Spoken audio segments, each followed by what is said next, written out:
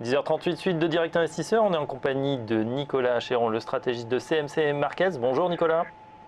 Bonjour. On va parler de plusieurs actifs, le CAC, le gaz, le jus d'orange. On démarre évidemment par ce CAC 40 qui a des comportements, on va dire, assez erratiques, difficiles à interpréter. En tout cas, est-ce que vous avez des éléments qui ont, par exemple, expliqué la formidable poussée d'hier? Oui, bien sûr, Fabrice. Alors déjà, ce que l'on peut dire, c'est que le CAC est volatile, mais qu'il est d'une propreté rare. Il est extrêmement propre.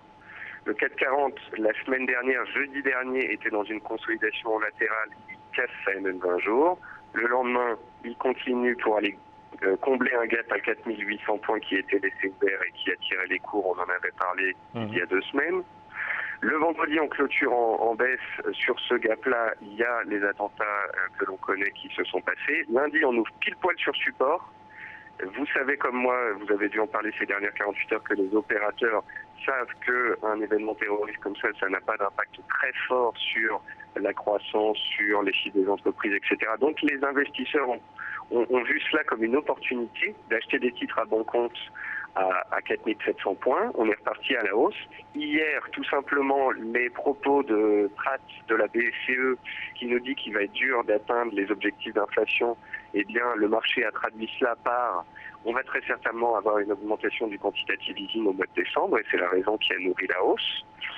Hier soir, l'annulation du match entre la Hollande et l'Allemagne a engendré un recul des indices américains sous résistance et nous, on constate que on a eu un recul sous résistance, c'était une petite oblique qui passait par les plus hauts et puis aujourd'hui on est à -1.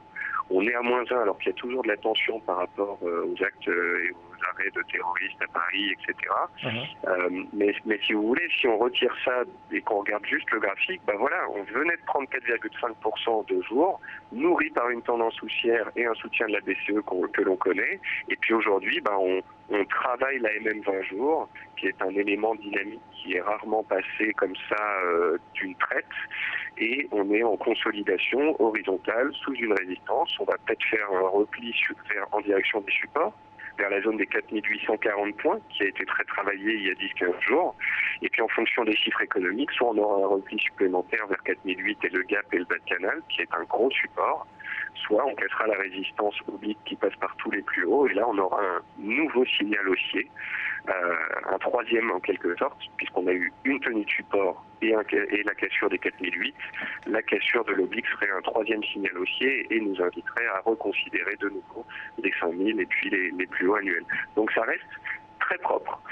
Chaque chose en son temps. On était sur support, on est sous résistance. Attendons de voir ce que donnent les supports et les chiffres économiques à venir. Oui, je me tourne vers Aziz, notre analyste Téléfinance. Effectivement, le plan de marche est respecté selon Nicolas Chéron, une configuration graphique très propre. Vous en pensez quoi?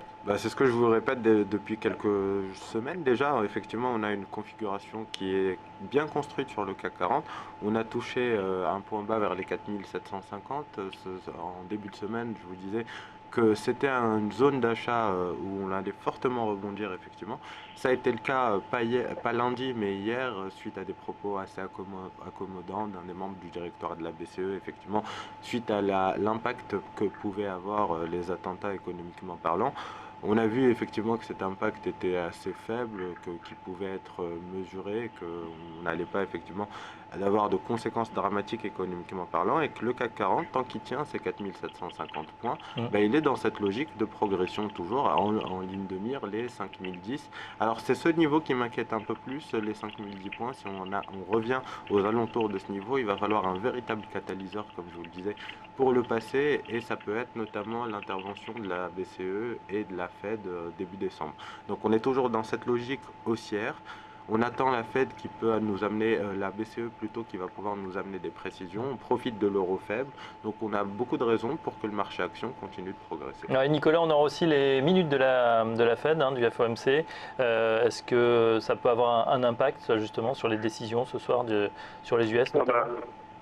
Oui, je pense que ça peut avoir un impact parce qu'on va savoir en fait sur quel point se sont focalisés les membres de la Fed lors de la dernière réunion. Ça va nous donner des extrapolations sur les possibles agissements ou paroles au prochain rendez-vous de la Fed en décembre.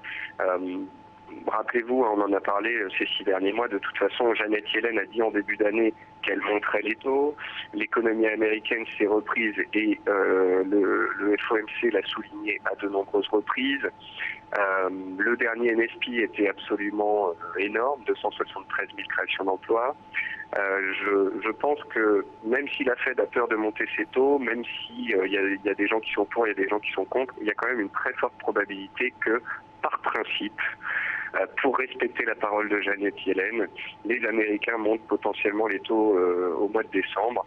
Par contre, s'ils devaient le faire, mon scénario est qu'ils n'annonceraient pas de calendrier sur d'autres relèvements, que ça resterait très accommodant et donc que ça ne déplairait pas tant que ça au marché. Ouais. Le but est quand même de finir l'année en beauté, comme d'habitude, sur les indices américains et européens. Ouais, c'est bien sûr le rythme du resserrement des taux maintenant qui va être l'objet des débats plutôt que évidemment la date, puisque c'est pricé à 80% pour décembre sur les Fed Funds. On passe à d'autres actifs côté matières premières. Vous êtes intéressé au secteur de l'énergie avec le gaz.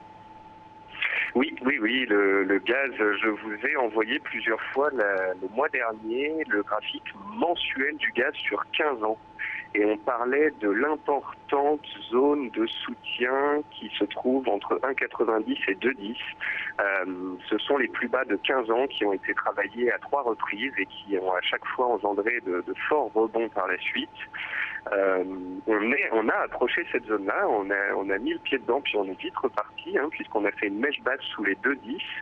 Et à la suite de cela, on est entré dans le mois de novembre, les opérateurs ont commencé à spéculer sur la saisonnalité du gaz, sur les températures qui pourraient se refroidir. On a vu aussi les stocks de gaz s'amoindrir et être la semaine dernière inférieurs aux attentes.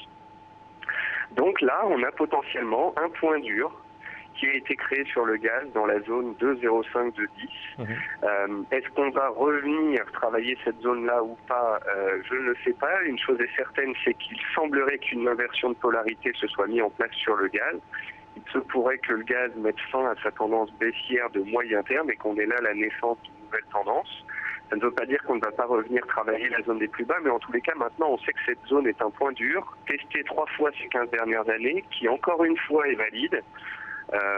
Et quand on voit que les années en question, par la suite, le gaz est allé à 3, 4, 6, 8, eh bien, on se dit que de toute façon, si quelqu'un fait du long terme, payer 2,10 ou 2,30, ça n'a pas une grande différence quand on fait du long terme et qu'on vise des phases haussières de 100 ou 200%. Voilà. Donc après, chacun, en fonction de sa stratégie, voit comment opérer.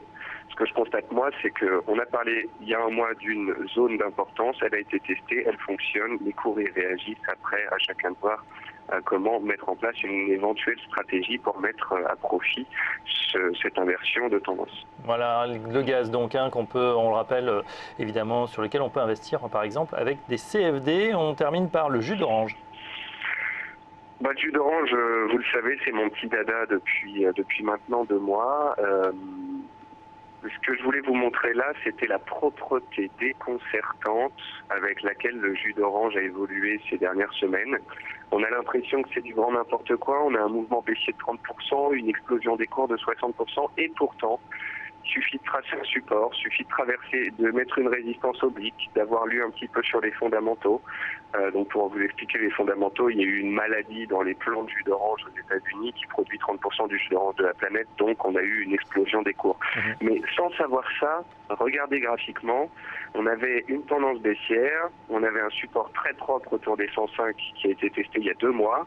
Les cours sont repartis à la hausse et ont testé la résistance à 130 oblique et horizontale. Ils l'ont passé, il y a eu un pullback pendant 2 semaines, hop, on est reparti, on a atteint la résistance. La résistance, on l'a atteint la semaine dernière à 164, on a déjà perdu 15%. Vous voyez à quel point on a pile poil touché les plus hauts de 2014 en cours de clôture. Donc le jus d'orange, comme de nombreuses matières premières, agricole notamment, est un actif qui n'est pas évident à lire et à suivre en données quotidiennes parce que c'est parfois peu liquide ou volatile, un peu spécial. Par contre, quand on prend l'hebdomadaire, c'est très propre et je continue de dire qu'il y a de belles choses à faire sur le compartiment des matières premières en général. Et voilà, des idées donc de trading sur le gaz ou le jus d'orange. Merci Nicolas Chéron, stratégiste de CMC Markets. On vous retrouve très prochainement dans Direct Investisseur. Dans un instant, la suite, on sera en compagnie de Benoît Rousseau pour analyser le CAC et le DAX. A tout de suite.